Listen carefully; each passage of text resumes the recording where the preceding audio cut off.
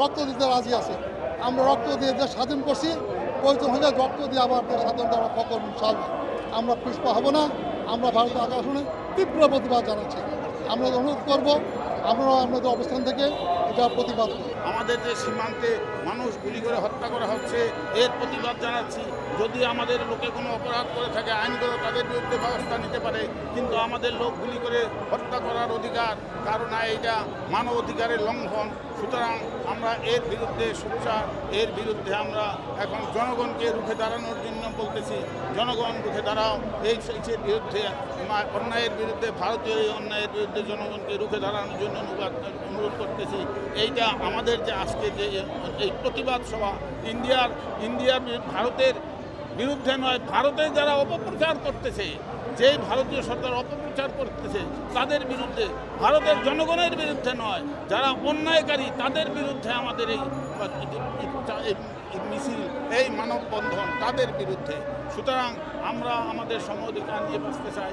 আমাদের জনগণের কাছে আমার আকুল আবেদন, আপনারা আমাদের যে বর্তমান সরকার, আমাদের যে বর্তমান যে অন্তর্বর্তীকালীন সরকার, তারা যাতে সুন্দরভাবে, সুষ্ঠুভাবে, সুচারুভাবে আমাদের দেশ পরিচালনা করতে পারে, আমরা যাতে শান্তিতে বসবাস করতে পারি, আমাদের জনগণ যাতে শান্তিতে বসবাস করতে পারে, আমাদের আইন শৃঙ্খলা যাতে ভালোভাবে চলে, সেই জন্য আমাদের জনগণকে সোচ্চার হওয়ার জন্য, জনগণকে একত্রিত হওয়ার জন্য, জনগণকে এই ব্যাপারে অধিকারী করে একত্রিত হওয়ার জন্য সবার কাছে আমার অনুরোধ।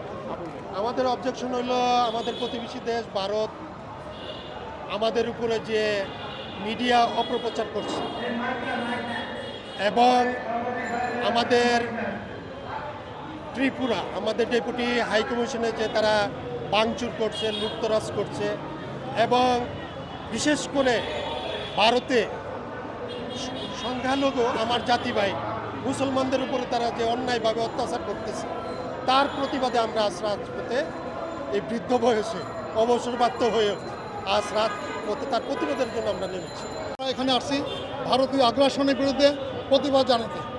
ভারতীয় সরকার, ভারতের সাংবাদিক, ভারতের বর্ডার গার্ড, সমস্ত কিছু ভারতের নেতৃবৃন্দ আমাদের বিরুদ্ধে যেভাবে প্রপাগান্ডা করতেছে ভারতবর্ষে আমাদেরকে অশান্তি সৃষ্টি করার জন্য আমরা তার তীব্র প্রতিবাদ জানাই। আমরা বাংলাদেশিরা হিন্দু, বৌদ্ধ, খ্রিস্টান, মুসলমান আমরা সব এক। আমরা এই ঘটনার তীব্র প্রতিবাদ জানাচ্ছি। আমরা একতাবদ্ধ। বর্তমান সরকারের নেতৃত্বে আমরা প্রয়োজন হলে রক্ত দেব দেশের জন্য।